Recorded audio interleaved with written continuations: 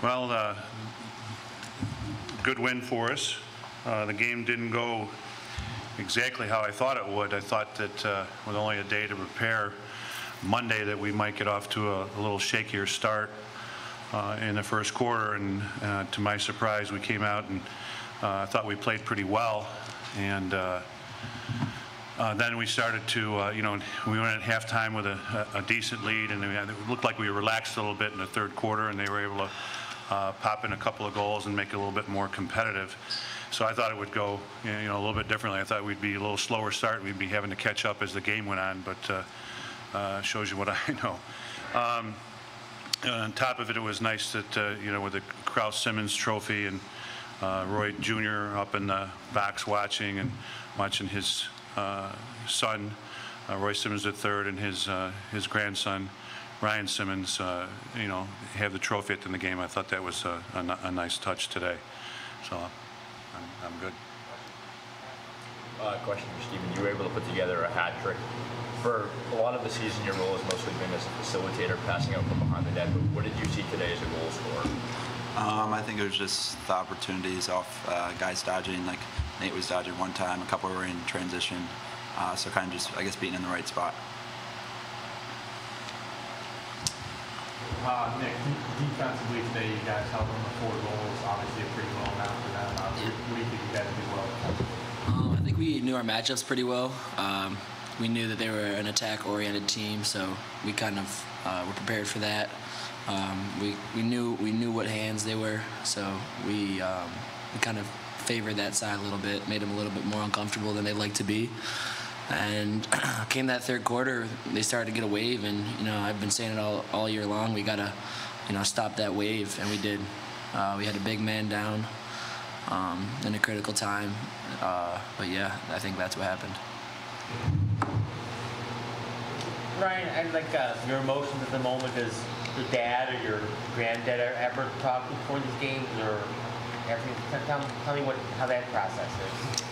Yeah, try to not kind of treat it any differently from any other game, but we usually have my dad talk, earlier before the game and kind of explain a little bit of the tradition behind the trophy and kind of what it means.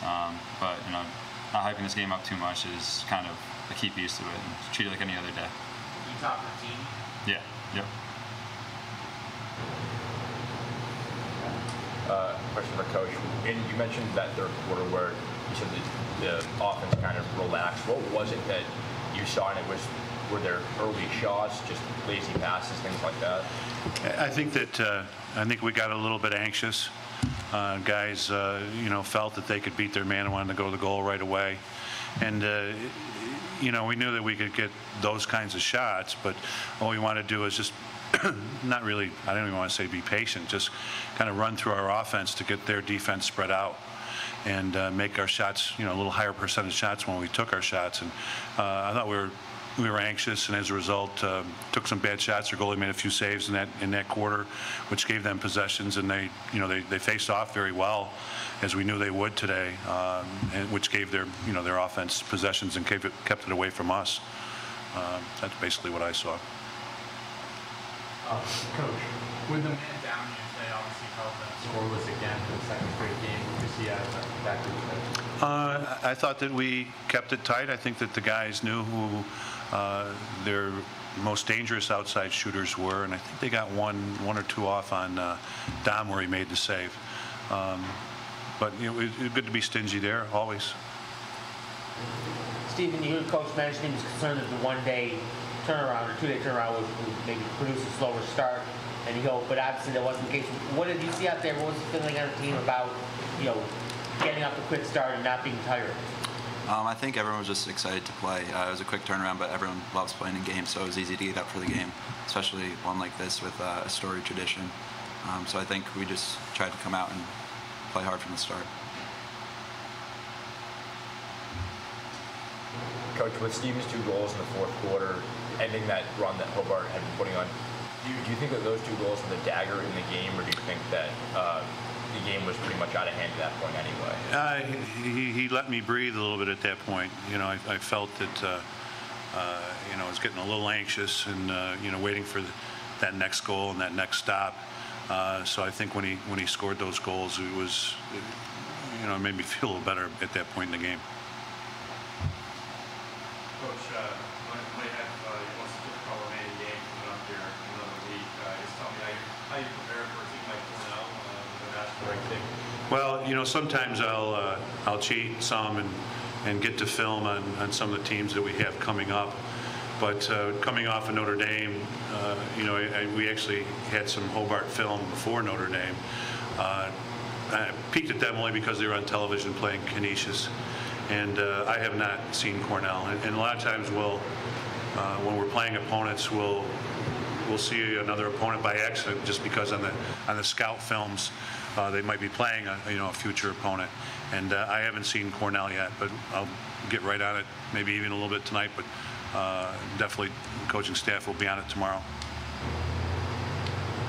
Coach, obviously, Steve, another great game today. What does he do that kind of lets the rest of the offense flow? Well, he runs the offense very well, and I think that's why he gets some of his production is he knows where to be and when to be there. And I thought that he shot with some precision today. He got the one low and away. Then he stuck it in the upper right-hand corner with one of them. So I thought he shot, pretty well for the most part. Nick, 10 caused turnovers for the defense today. It seemed like you guys played pretty aggressive with some pretty active sticks out there. Was that kind of an emphasis at the game? Yeah, I think so. At the beginning of the game, our coach told us to really press out, make them uncomfortable, make them force or make them make a bad decision, and I think we all did that pretty well, from myself down to everybody that was on the defense end today. So, yeah, I definitely think that was a point of emphasis. Nick, how much pride do you take in shutting down a guy like Sonia? I guess I take pride in it. I think it's more just for, giving my team an opportunity to win from the defensive end. We all have roles. We all know our roles, and they're all equally important. Just one last question. I was curious, you alluded to it a little bit earlier, but playing Hobart and the impact this has on both programs. Just wanted to know if you could put that into words, this rivalry is. How it is to play Hobart, and then what impact it has on the program.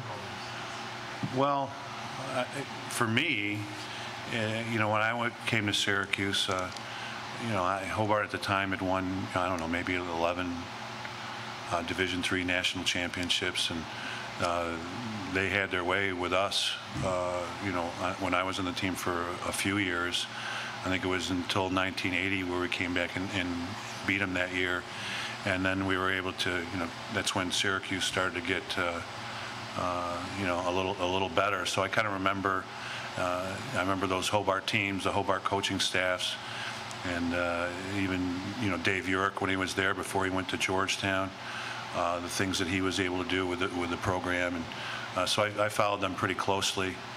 And, to me, it's still important to play Hobart. It's getting harder and harder, especially in April with, we're fortunate we had that open Saturday so that we could play them on a Tuesday. But if our ACC games get moved into these weekends in April, then we're going to have to find another date, probably earlier in the season. Okay, thanks.